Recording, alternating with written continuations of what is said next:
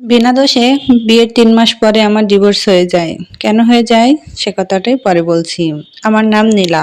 বাবা-মায়ের খুব আদরের মেয়ে। আমরা ২ ভাই-বোন। আমি ছিলাম সবার ছোট।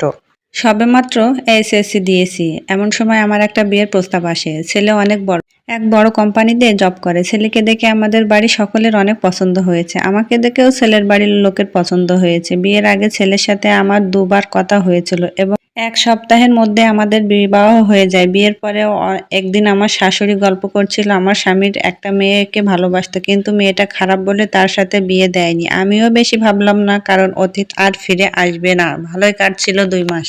হঠাৎ একদিন আমার স্বামী আমাকে বলল, তোমার সাথে আমি আর সংসার করতে পারবো না, আমি ডিভোর্স চাই। আমি বিষয়টা হালকাভাবে নিলাম, ভাবলাম মজা করছে, কিন্তু না, পরে দেখি সে আমার বাবার কাছে ফোন করে বলছে, আপনার চরিত্রহীনা মেয়ের সাথে আর সংসার করা আমার পক্ষে সম্ভব নয়।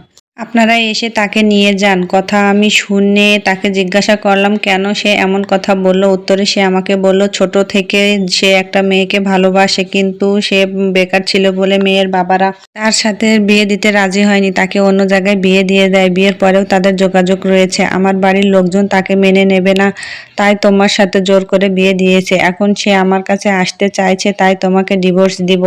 তুমি এইসব কথা কাউকে বলতে পারবা না। পরের দিন আমার বাবা ভাইয়েরা আসলো। সে একটা ছবি দেখালো, যেটা আমার খালাতো ভাইয়ের সাথে তোলা ছিল। তাকে আমি বলেছিলাম আমার এই ভাই আমার ভালো বন্ধুর মতো সম্পর্ক, কিন্তু সে এটা সবার সামনে অন্যভাবে তুলে ঘর ভর্তি মানুষের সামনে আমার যা না তাই বলে অপমান করলো, এবং আমার বাবা ভাইকেও অপমান করলো যে কেমন মেয়ে আপনারা আমার সাথে বিয়ে দিয়েছেন, মেয়ের চরিত্র খারাপ। একটা চরিত্রহীনা মেয়েকে আমি বড়লোক দেখে আমার গলায় ঝুলাইয়ে দিয়েছেন।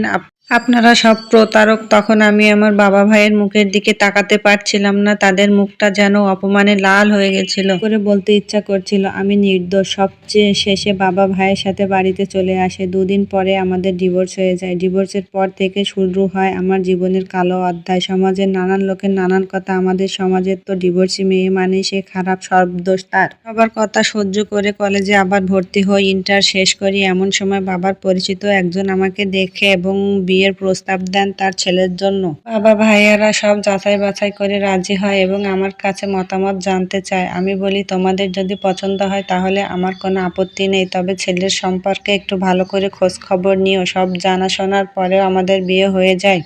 বিয়ের পরে আমার স্বামী আমাকে লেখাপড়া চালিয়ে যেতে বলে এবং আমার স্বপ্ন পূরণ করতে বলে। আমিও স্বামীর সহযোগিতায় লেখাপড়া শেষ করে সরকারি চাকরি পাই। এখন আমার একটা সন্তানও আছে। স্বামী সন্তানকে নিয়ে সুখেই দিন কাটছে। আমার জীবনের যে দুঃখ পেয়েছিলাম তাও অন্ধকার রাত হিসাবে ভুলে গিয়েছি। কিছুদিন আগে শুনলাম আমার প্রাক্তন স্বামী যে মেয়ের জন্য